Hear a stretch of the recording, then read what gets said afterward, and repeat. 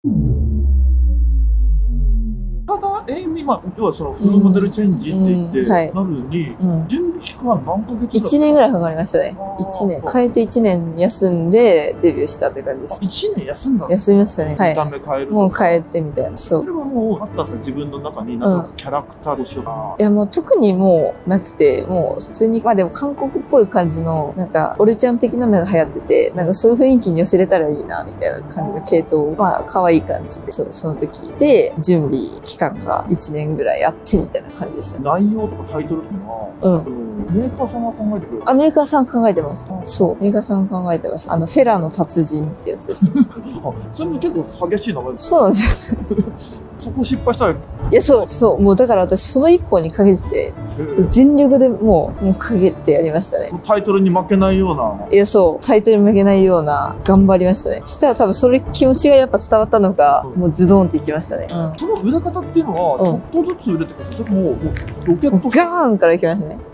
ガーンからいってめっちゃガーンって売れて、全部出たやつが全部高評価で、全部総なめで、ランキングも1位から10位まで全部深谷にとか、そういう時とか、もう、すごかったですね。もう、一瞬で景色変わったなって感じですか？変わったし、扱いも変わって、もう怖いぐらい変わって、もう本当にプロデューサーとかで会ったことあるプロデューサーで、すごい私に対してそっけなかったプロデューサーが、なんかすごい優しくなったり、なんかもう、そういうことを知っちゃったりとか、あ、やっぱ変わっちゃうんだなみたいな、なんかそういうのを知っちゃったりとか、いろんな意味で人生経験をさせてもらった感じでしたね。芸人さんとかもいますもんね。M1 で活躍した途端に、あれなんか急に声かけてきたなこいつ。あ、そうなんですよ。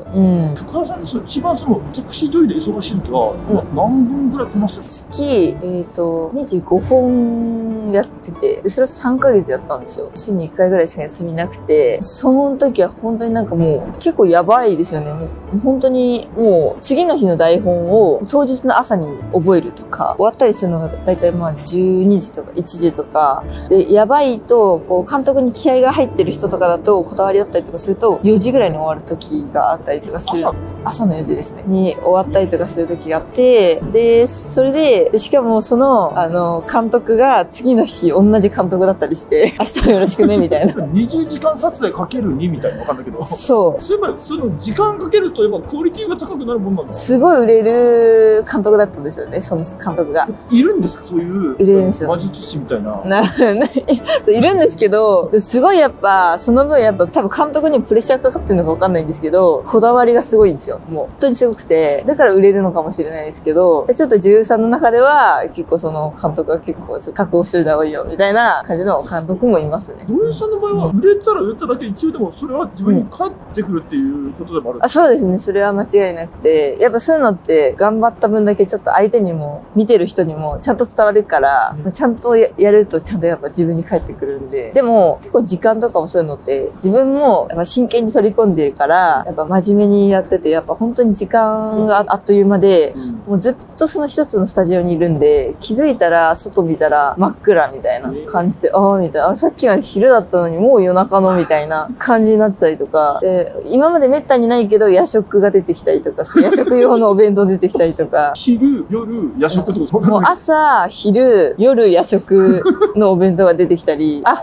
これ続行なんだな、みたいな。女優さんとかってみんな体型気にするから、そういうハイカロリーなもの食わないじゃないですか、でも、私はあんまり食べなくて、その時は結構ラムネばっか食べてて、もう今は全然もうやってないんですけど、なんかラムネとかって、なんかその、お腹出ないんですよね。なんかグミとかだと結構固形物だからお腹出ちゃうんですけど、ラムネだと結構溶けてなくなるから、本当にその時、もうラムネの袋だけを、用意されてて、深田恵美ちゃん用に。1日も8袋、10袋ぐらいを1日、もうずっと台本見ながらボリボリ食べてて、まあ、今はもう本当はもうバカなことしたなと思ってるんですけど、もう健康最悪ですね。本当に。そう。ダイエットっていう意味も込めてたんですけど、結局まあちょっと太った感じがします。ラムネは。今めっちゃプロテイン飲んでます。そうですね。今タンパク質だなっていうのはすごい思ってます。そう。あれですか、プロテインが好きでご自身が開発することだったんですか？自分的にやっぱ綺麗になりたいとか、なんか自分がそういう欲が一番あって、で、そういう意味でもV 業界に入って、たんですよね。そのお金を稼いで美容とか使いたいみたいなのあって、女性目線でもやっぱこう見てもらいたいなっていうのもあって、こう、エミちゃんみたいな体になりたいって言ってくれる人も多くて、だからこそ、こう、自分も意識を高めたいし、ちょっとプロテインとか、なんかこう、体のこととかやろうかってなって、それを1年ぐらいかけて作ったんですよね。で、その中で1年の間にこう、試作品みたいな、こう、まだ未完成のものみたいなのとかを、こう、試作品1、2、3、4、5みたいな、結構バーっていっぱい飲んでたんですよ。で、それをずっとこう、1ヶ月それを1年間ずっと飲んでて、で、そしたら結構もう痩せてて、それで。で、ついに出来上がったっていう、その完成のクオリティが、味がもう美味しい、なんかもうシェイカー不要の、なんか、コップで混ぜれるやつなんですけど、その N プロテインっていうのができて、で、その頃には結構もう体も結構いい感じに、もっといい感じになってて、で、みんな、おーみたいな感じになって、なんかすごいなんか、売れましたね、あれは。この体になりたい人も女子そう、なんか憧れみたいな。なんかその、結構そのムキムキなイメージが多かったじゃないですか。そのプロテインって名前が。なんかその飲んだら太るみたいな。その飲んだら、なんかそのマッチョになるみたいな。なんかそういうイメージをちょっと書き消したいなと思って、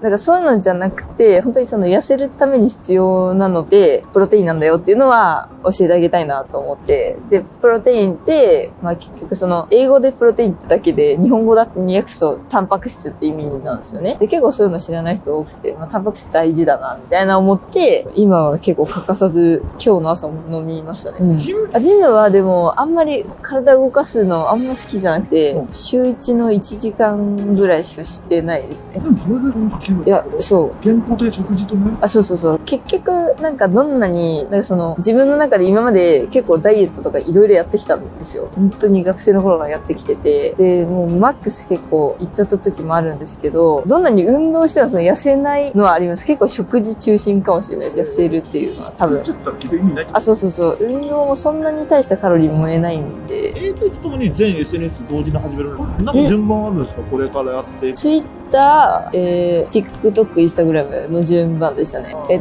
Twitter はデビューする前にもう始めておいて、で、そこからデビューします、実は、みたいな感じから始まってみたいなので、まずインスタを始めたかったんですけど、その時も偽物が、深田恵美の偽物が100万いたんですよ。そう。で、みんなそれフォローしてて。深田恵美の偽アカが100万100万いたんですよ。で、それは私のTwitterをただコピペして載せてただけのインスタが100万いて、で、どんなに私が始めてもそれが偽物だと思ってバンされちゃうんですよ、私が。そんな運悪いことあります？そう、もう3回ぐらいやったんですけど、もうバンされて、もうまた作り直すのめんどくさくて、もう諦めかけて、で、もうずっとやってなくて、その間に TikTok とかやってたんですよね。今、本物なんですけど、だから結構間違われてて、あれ、エミちゃんのじゃないのみたいな。み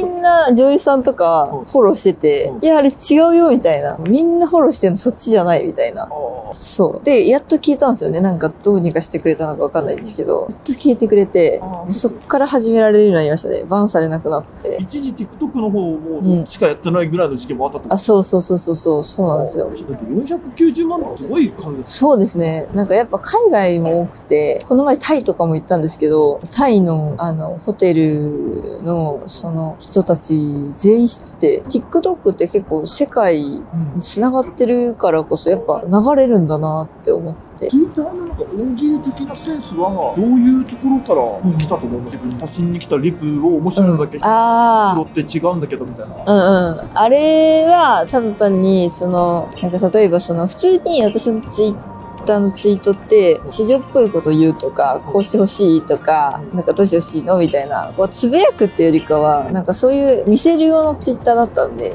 セクシーな写真に対してセクシーな言葉を一言入れるような感じのツイートにしてて、この前になんか手ぶらで、何もブラしてなくて、手ぶらでなんかこう撮った写真を上げて、なんかこの手外してほしいみたいな感じのツイートをしたら、なんかに対してこう、なんかアンチだかなんかわかんないんですけど、なんか家結構ですみたいな、ググれば出るんでみたいな。なんかで、それに対してめっちゃいいねいいねいいねみたいな。その人に対してのコメントにめっちゃいいねしてきてる輩がたくさんいて、もう何のなんだこいつらみたいな思って、ちょっとこの人晒したいなと思ったんですけど、でもそれに対して、なんでそういうこと言うのとか言うと、わーい反応したイエーイみたいな感じになるんですよ。だから、そう。だからどうにかしてなんか、このアカウントを晒したいなと思って、なんか面白い感じで私が、面白感覚で、なんかそういうこと言わないでよ、みたいな感じの、ちょっとコメントしたら、ツイートとその人のコメントを縮小して、で、その写真を上げて、そこになんかそんなこと言わないでよ、みたいな感じの、私はなんかバズったんですよね。なんかそれに対してのなんかアンチみたいなそういうのに私がなんかやるみたいなのがなんか大喜利みたいになってたらしくて、あんま大喜利って言葉もあんまよくわかんなくて知らなくて、なんか大喜利って漢字も読めなかったし、なんか途中からあ、そうなんだみたいな感じで気づいて、マネージャーに何って聞いたら、あ、これ大喜利って読むんだよみたいな。知らないの？なんかほら、一本グランプリとかあるじゃんみたいな。一本グランプリ何それみたいな感じで、ほら、なんかそういうのになんか言ったりするやつみたいな。なんか見せて、あ、こういうことかみたいな。あ、それでみんな大喜利してんのねみたいな。気づいたら大喜利になってたみたいな感じだった。だってお題出す側ですもんね。あ、そうです。そういう感じだったんですよね。それこそ、拾うのもセンスですか？あ、そうですね。でも、結構いいね数がやっぱ、そのリプに対してのいいね数が多かったやつを縮小したりとか、目立つんですよね、上に行くから。昔、それこそお題出して、素人の人が投稿して、それ千原ジュニアさんが選んで読む番組だったんですよ。ああ、大喜利。それも SNS 版ですよ。あ、そうですよね。だからその時なんか大喜利 AV 女優っていうのがなんかワードが出てきたんですよね。なんか話題ワードみたいな、なんかツイッターの。肩書きになった。あ、そう、大喜利 AV 女優っていうよくわかんない。そう。それでだって、もうバンバン数万のいいねとかリツイートが乱発するみたいな。そう、その時なんか流行ってて。七味のやつとか七味のやつはなんか、ただ単にフォロワーを増やしたいなーって思ってて、で、なんかある TikTok で、なんか1いいねで、なんか七味をなんか一振りしますみたいな感じの動画を見て、あ、これなんか Twitter で使えそうだなと思って、マネージャーに相談して、ねえねえみたいな。なんかどん兵衛にさ、みたいな七味をいいねしてもらったら、七味をなんか一かけかななんかするツイートやったらどうかなみたいな。したら、いいよみたいな。でもこれ絶対炎上するなって分かってたんですよ、私。一応ツイートはしたんですよね。そしたら、ふわーってきちゃって、なんかそれで大変なことになっちゃって、で、絶対やれよみたいな、なんか、食べろよみたいな。食べますみたいなこと言っちゃったから、で、とりあえずやばいと思って、やらなきゃって思うじゃないですか。どん兵衛買うじゃないですか。で、マネージャーと一緒に業務スーパー行って、七味大量に1キロ、2キロの袋を大量に10袋ぐらい買って、で、事務所で、袋をバーってかけて、そしたらこんなのって、で、匂いやばくて、で、まあ、マネージャーに食べさせる動画でもいいんじゃないみたいな感じでマネージャーが言われて、その若いマネージャーに食べさせて、でもそれだけじゃ絶対炎上するだろうなって思って、その日にタッパーも買おうってなって、タッパーに全部七味を入れて、ちゃんと冷蔵庫の中に保管してる写真もちゃんと撮ったんですよね。捨ててないよってことですか？捨ててないよっていう。そう。で、それを1日1投稿ずつ上げてったんですね。あ、順番に。そう。だから1日で起きた出来事全部、ためで実は1日であったことだから撮って、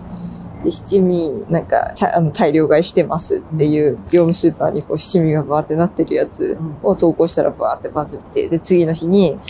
なんか七味やったらこんなっちゃいましたみたいな投稿したらバズって、で、その次の日にマネージャーに食べてもらいますってやって、その辺からめっちゃ炎上して、なんか七味無駄にするなみたいななって、で、そっから次の日にタッパーに詰めて、なんか私の冷蔵庫が大変なことになりましたみたいな感じで、七味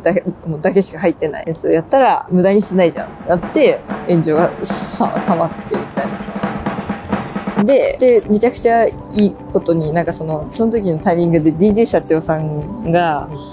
なんか、その七味回収するよってなって、私、朝AV 現場だったんですけど、DJ 社長が来てくれて、全部七味のタッパーを持って帰ってくれて、で、その七味のタッパーを、DJ 社長の、なんか知り合いのお店かなんかにエイミの七味って配って解消してくれたっていうお話。炎上は、結局するけど、収める方法はもう用意してたみたいな。タッパーで保存しとくまでが一応自分の中ではちゃんと保存してるよっていうところまでは、まあいいかなと思ったんですよね。まあ、それで一応炎上するって分かってたから、炎上まあ抑えるというか、まあもうタッパーにしまって保管してますっていうなんかそういう感じじゃないけど、でもその DJ 社長のやつは予想してなかったので、さらに炎上っていうものが消えて。それの効果としてはどれぐらいそれでフォロワー増えたか。でもその時はもうすでにもう、あれだめちゃくちゃいるの。結構急にもう50万とか100万ぐらい一気にバーって増えたのかな。こういうラブを使い方でも本読んで勉強したりしたんいや、ですか？全くしてないです。SNS の中で研究。あ、もうそうです。SNS で。誰も似てない。似てない。似てる Twitter じゃないですか。そう。オリジナル。オリジナルですね、本当に。なんかずっとやっぱ Twitter とかをずっとこう見るような人間だったんで、なんか SNS とか見るような人間だったんで、あ、こういうのがバズりやすいのかとか、そういう時結構見てたので、なんかちょっとやりたいなとか思ったりとかする感じの人でしたね。そもそもネットの世界にいてるような人間だからできてる。溜まってる。溜まってますよ。まあまあまあ、わかりますわかります。そう。そしたらネット民だったから。ああ、そう。スタンスさんは、でも AV 女優のスキル的なものっていうのは、めちゃくちゃ経験してはずだけど、現場で学んだと思います。ああ、でもやっぱ現場で学びましたね。で、あと、その最初の深田由美ババンって出る日にはもう取得してたから、その 2年の下積みでその過去のその名前が違った時の自分が一応経験をしていたから、それを全使ってみたいな。でもその時はまだこうロリ系だったので、でもとりあえず監督に一応教えられながら、最初のデビュー作があって、こうやれ、知女っていうのはこうやってこうやるんだよみたいな教えてくれて、そっから全部だんだんこう教えてもらって、結構知女が売れると全部知女になっちゃったりとかして、だんだんクオリティがアップしていったり、あと女の子と共演の時とかはその子も知女だったりするので、その子の技を見て盗んだりとか、あ、なるほどこういうポーズかとか、そう言葉とか、それ知女はやっていくうちに自分めっちゃ向いてるなって。でも向いてるなっていうのは思いましたね。なんかそっちの方が自分的にこう管理しやすいというか、自分をそのやられる側だとこうずっと声を出してなきゃいけないじゃないですか。だけどする側ってずっと声を出してるとカラガラになっちゃうんですよ。だけど言葉だからゆっくり言葉を発したりとか、あとちょっとそういうなんかこう動きが疲れたなって思ったら、ちょっとこう寸止めでこううまく調節してこう固定したりとか、その休み方とかをこう自分で調節できたりするから、結構扱いやすいなとは思ったりとか。自分のその人間性的なものがそこに入ってるっていうのは、やりやすいっていう方が強い。ああ、でも、そうですね。でもやりやすい方はそうかもしれないです。あと、でも自分は別にそこまで知女って感じでは、プライベートは別にそういうのではないとは思っていて、キャラクターを作るのが好きなのかもしれないですよね。まあ今こんな感じですけど、じゃあ深田由美です、はいってなったら、多分ちゃんとこう衣装とか着て、佐藤ってなったら、多分そういう結構ツイッターみたいな写真のキリッとしてなるんじゃないかなみたいな。陰キャっぽい人の方が、そういうかっこいいポーズ取るのが、役に入り込むの、なんかうまいっすもんね。そう、なんか多分そういうなんかいろいろ SNS とかでなんかこう見たりとか、多分想像とかが豊かなのかなとか、なんか漁ってる民とか、なんか何かの理想とか写真とかもいっぱい見るじゃないですか。その、アニメとか。だから、こういう表情とか、こういう格好、ポーズとか、そういうのあるのかなとか、切り替えとか、こういう風になりたかったとかあるのかもしれないです。陰キャは本当はこういう風になりたかったみたいな。いつぐらいからその AV、セクシー女優界のなんかトップみたいなものを意識し始めるんですか？一番始めた時から、この世界でトップ取りたいとか思ってました？なんかトップって、なんかそこまで何がトップなのかあんまよくわかんなくて、なんかトップって何みたいな感じ。なんか、みんなで盛り上げればいいんじゃないかなみたいな感じには思ってましたね。普通にSNS をこう自分の中でこう盛り上げてて増やしてってみたいな。なんかそういうので結構自分はなんか増えるのが嬉しくてみたいな感じ。で、なんか普通にひたすらその SNS とかを頑張っていて、で気づいたらみんなからこう、なんかエミちゃんがなんかそのトップとか、そのなんか、この前台湾に行ったんですけど、台湾でなんか深田由美さんが1位なんだよみたいなことを言われて、ああ、そうなんだ、みたいな。そんなにだからそういう感覚でもないんです、本人自体は、ね。なんか、そう、自分自身がまだ一回も台湾に行ったことがなかったんですよ。ちょうどコロナの時期で行けなくって、その撮影はしてたんですよ。その台湾に、行く時の本番のその写真とかも全部撮ってたんですけど、ちょうどなっちゃっていけなくなっちゃって、それがちょうど2年前ぐらいだったので、深田恵美が誕生した時のなんかそういう感じだったんで、行ったこともないから、でも、まあそういうのは出回ってるから、だから行ってみて、こんなになんかすごいいろんな人に声をかけられたりとかして、こう、夜市とか、なんかこう、なんか普通に歩いてるだけで声をかけられたりとか、なんかすごいな、みたいな。なんかすごい人とかがわーっていて、なんかイベントとかで、そういうのももう聞かされてなくて、なんか、ああ、みたいな。なんかそこで気づくっていうか、なんか目の前にしてこう人を見て、今までやっぱスタジオでずっとこもって撮ってた身だから、実際にこう、なんかこう人が、なんか、えみちゃんとか、わーとか、その、ハグ会もそうなんですけど、その渋谷で世界一抱かれたみたいな、あれもそうなんですけど、なんかやっぱ実際に経験してみないと自分のそういうのがわからなくて、本当に。そこでなんか、なんか実感をしたというか、すごい、こんなに見てくれてるんだとか、こんなしてくれてるんだっていう感じでした。コロナ明けて、そういう対面で体そう験されてきて、そう。ようやくちょっと今実感してる。そう。なんかいろんな人によくなんかもっとあれなのか、ちょっと実感、ちゃんとなんか意識持たないとダメだよって、なん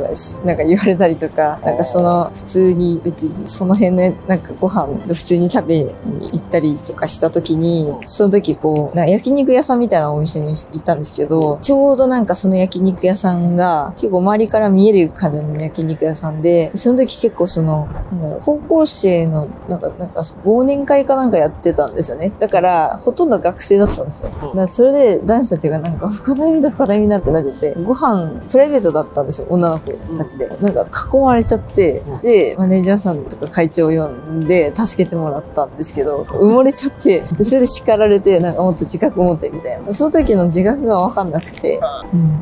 いつぐらいに引退とか考えたりする引退、でも、なんか私は引退とかは、なんかまだそんな考えてなくて、なんか私はこの仕事が結構好きなんですよね。だから、なんか30ぐらいまではやりたいなとは思ってます。5、6年をね。なんか、やっぱり自分がやっぱそこがやっぱキラキラできるステージだと思ってて、で、やっぱ服とかも、やっぱそういう綺麗な、セクシーな服を着たりとかするのも好きだし、そういう服を着てポーズを撮るのもすごい好きだし、それで写真を撮ってみんなにこう、綺麗とか、なんか素敵って言われるのも自分の中では好きだから、なんかやっとキラキラできるというか、なんかそういう世界でいたいから、私はまあできるだけそこまでやりたいなとは思ってますよね。下積み以外のことも含めてなんか、すごいですね。やっぱ、気合が違いますね。これはそんな簡単に沈まないですね。いやー、そうですね。なんか、そこまで楽してなんかやった身ではない気がします、自分は。キンキンでなんかやることはあるんですか？キンキンで第2回目ハグ会をやろうかなと思ってまして、世界一抱かれる女みたいな感じで、前渋谷でハグ会をやったんですよ。24時間フリーハグ会を。大阪でちょっと年明けにやろうかなと思っていて。すごいですね。24時間、それ、最後とかめちゃくちゃ眠いんじゃないですか？いやもうアドレナリンありすぎて、寝れなかったですね。逆に終わっても寝れなかったですね。ちなみに渋谷の時は24時間で何人とハグしたんですか？3000人ぐらい行きましたね。へぇー。男女どれぐらいの感じ？でも、女性も来てくれて、でも女性3、でも女性3割もいるんです男性7とかですね。結構来てくれました。そう、それ関西でやるぞとか、人数はじゃあ同じぐらいの目標ですか？それとも。多分でもその24時間だとそんな感じなんだろうなって、そのペース的に。そう。24時間で完全に打ち切るってことだもんね。そうです。いくら集まっても。そう。そっか、そういう、地下アイドルぐらいからの2年に比べたらそんなの、揃いっすもんね。いや、もう。でも大変か。いや、でももう、ちょっと一人でも多くね、ちょっと、ハグできたらいいなって思ってます。面白いイベントですね。はい。第2弾やろうってのはすごいですね。いや、ぶっ飛んでますよね。すごいですね。だって、まあ、でもコロナがね、こう、ずっと、そうですね。落ち着いてくれたら、ちょっとできる。コロナ対策もちゃんとしっかりするように、ちゃんと完全に、ちゃんとしっかりするようにはするんで、また、はい。すみません、深田さん、ありがとうございました。ありがとうございます。楽しい時間。ではまた、はい、ありがとうございます。